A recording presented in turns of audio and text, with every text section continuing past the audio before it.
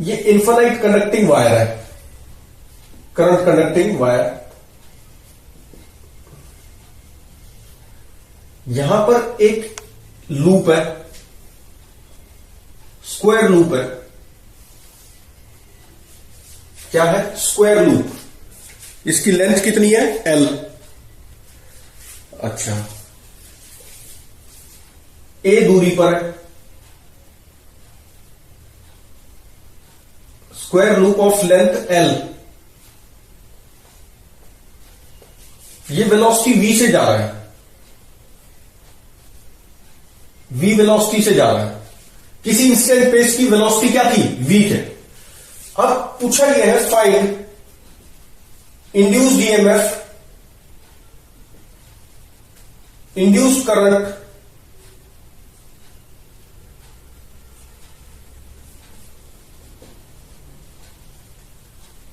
पहले तो ये बताना है, उसके बाद find F net acting on loop, and second is find F external to maintain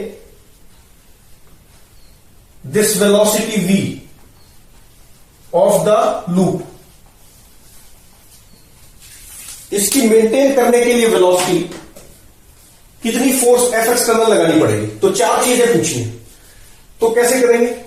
अब ये इसकी, अब यहां ये इसकी वजह से जो मैग्नेटिक फील्ड है वो किधर है? I क्रॉस R ऐसे है इस वायर पे, परपेंडिकुलर इनवर्स, इस पर भी परपेंडिकुलर इनवर्स। तो इसमें पोटेंशियल डिफरेंस इसमें कैसे है? I cross R perpendicular inverse है, मैग्नेटिक फील्ड ऐसे है। तो अगर इसमें इस वायर की वेलोसिटी कितनी हुई? इस लेंथ की L, इसकी वेलोसिटी कैसे हुई? V। तो V क्रॉस B करेंगे तो ऊपर आएगा V क्रॉस B, और इधर से इधर जाएंगे तो V क्रॉस B का dx इधर ले लेंगे तो 90 डिग्री हो गया। तो इसमें तो पोटेंशियल डिफरेंस कुछ आएगा नहीं, पूरे वायर में जीरो। इसी तरह इसमें भी जीरो। पोटेंशियल डिफरेंस इसमें आएगा, V क्रॉस B और dl करेंगे तो BLV आ जाएगा, पहले भी कई बार निकाल चुके हैं। तो पोटेंशियल डिफरेंस कैसे आ जाएगा लूप में? लूप में अगर हम देखें तो पोटेंशियल डिफरेंस ऐसे आएगा, ये भी BLV, ये B1 हो जाएगा। यहां मैग्नेटिक फील्ड मान लो B1 है वायर की वजह से A दूरी पे, और यहां पर मैग्नेटिक फील्ड कितनी है? B2 है, इनवर्स है परपेंडिकुलर, यहां भी परपेंडिकुलर इनवर्स। तो ये हो गया B2LV। तो इंड्यूस्ड ईएमएफ कितना हो गया? B1LV इधर और B2LV इधर। तो ईएमएफ इंड्यूस इन दोनों वायर्स में आ रहा है। तो नेट ईएमएफ इंड्यूस कितना हो जाएगा? E net is equal to, अगर ये E1 मान लू और ये E2 मान लू तो E1 माइनस E2। अच्छा, E1 ग्रेटर देन E2 है, क्यों? क्योंकि LV तो दोनों में है, लेकिन B1 ये कम दूरी पे है ना, और B1 कितना है?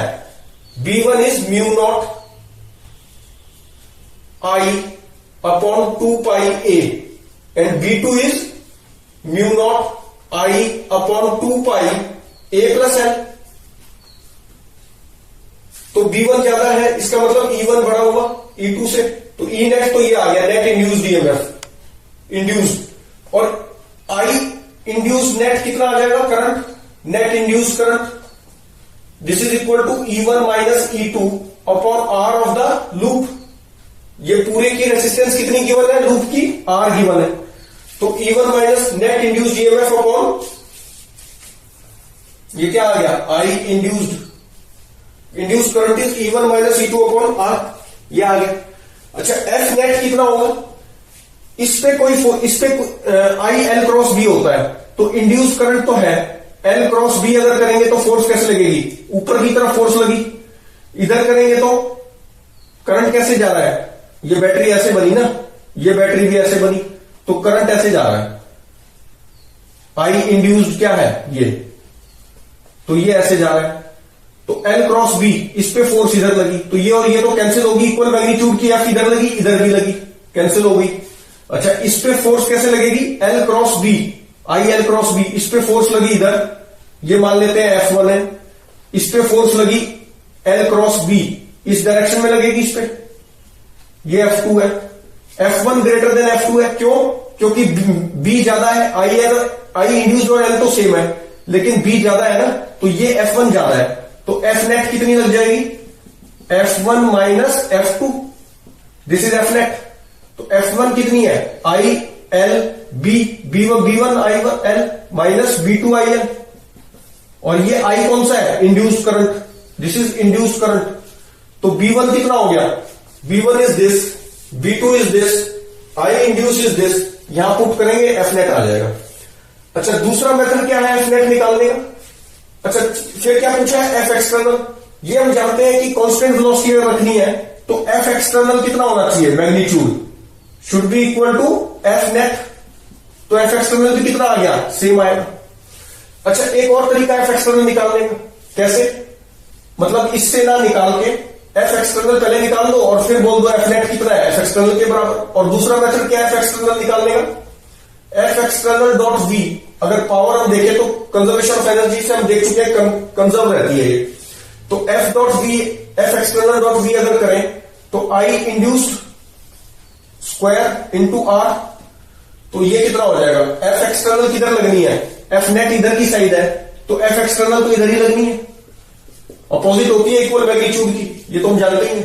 तो F एक्सटर्नल इधर, V इधर, दोनों के बीच का एंगल 0, तो F V cos 0 that is equal to I induced का square into R, I induced का स्क्वायर, इसका स्क्वायर कर देंगे तो ये कितना हो गया? E1 माइनस E2 इसका स्क्वायर अपॉन में R स्क्वायर हो गया इंटू R है, R से R कैंसिल हो गया।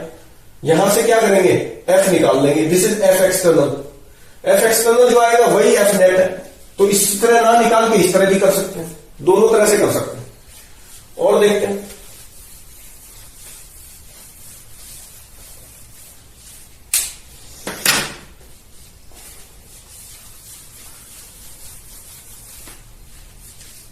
एक क्या किया, एक XY प्लेन में ना एक पैराबोलिक वायर ले लिया। ये क्या है? XY plane.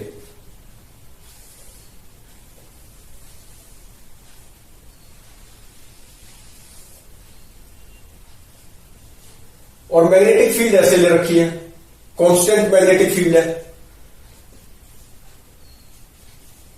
एक कनेक्टर है अलोंग y एक्सिस मूव करता है विद एक्सेलरेशन a, और एपेक्स से स्टार्ट करता है with 0 velocity. t equal to 0 पे वेलोसिटी कितनी है? u कितनी है? 0। ये कनेक्टर अपवर्ड डायरेक्शन में अलोंग y एक्सिस मूव करता है with acceleration a in y axis. अच्छा, ये कोई बड़ा सा कनेक्टर था, तो अब ये मान लो यहां पहुंच गया, तो as a function of y क्या बताना है? फाइंड इंड्यूस्ड ईएमएफ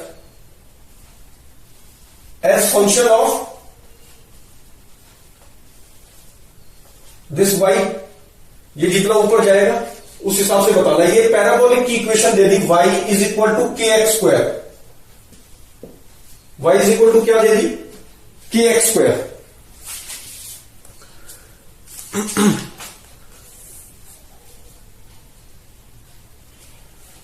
तो as a function of y बताना है इंड्यूस्ड ईएमएफ। कैसे करेंगे? यहां मैग्नेटिक फील्ड ऐसे, अच्छा ये लेंथ मान लेते हैं L है। इस इंस्टेंट पे मान लो, इस इंस्टेंट पे इसकी वेलोसिटी v है एज ए फंक्शन। जब ये y है दूर तो इसकी वेलोसिटी कितनी मान ली? v मान ली।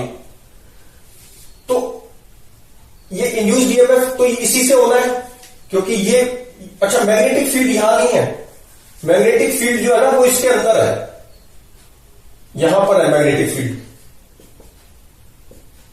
पैराबोलिक जो रीजन है, inside magnetic uniform magnetic field है B। तो इस लूप में अगर हम देखें तो इसके V क्रॉस B अगर करें तो V क्रॉस B करेंगे, this point is at higher potential, ये P ये Q। तो बैटरी कैसे बनेगी? BLV। E इंड्यूस कैसे आ जाएगा? E इंड्यूस हम जानते हैं, इतने क्वेश्चंस में कर चुके हैं कि अगर ये लेंथ L है तो BLV बन जाएगा, ये V से जानी है तो BLV, बस यही इंड्यूस्ड है। तो अब प्रॉब्लम ये है कि L और V हमें पता नहीं, तो L कितना हो जाएगा? L, this L is twice of this length, twice of this point, क्योंकि ये XY एक्सिस में X पॉइंट है ना, तो जितना ये X कोऑर्डिनेट होगा उतना ही दूरी पे ही है, तो L कितना है, ट्वाइस ऑफ दिस लेंथ, मतलब twice of this coordinate X. X यहां से निकाल लो, X कितना हो जाएगा, Y अपॉन K और इसका अंडर रूट, और ये लेंथ L जो है ये 2x है, L is equal to 2x, that is equal to 2 into root Y by K.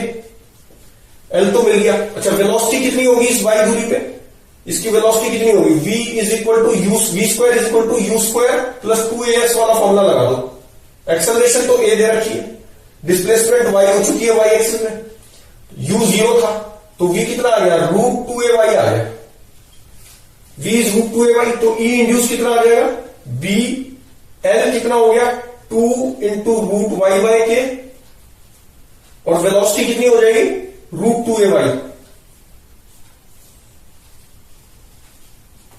तो ये आ गया.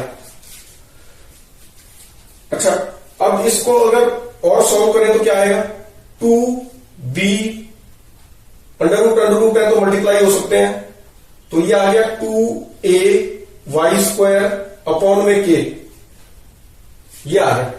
अच्छा, y स्क्वायर को kx मत लिखना क्योंकि फंक्शन ऑफ y पूछा है ना, तो x में नहीं लाना चाहते हम, तो ये ही रहेगा. तो ये कितना हो गया, 2b y बाहर आ सकता है, रूट 2a बाय के. तो as a function of y जो हमें ई इंड्यूस मिल गया. करंट इंड्यूस पूछा नहीं, उसके अगर पूछता तो फिर रेसिस्टेंस ऑफ दिस वायर भी देना पड़ता, और इसका भी तब बता पाते, ई इंड्यूस बाय रेसिस्टेंस करके. तो आई होप आपको समझ में आया. b इंटू कितना आ गया, b 2b root y bye के और अंडर रूट 2ay, करेक्ट. और करेंगे नेक्स्ट वीडियो.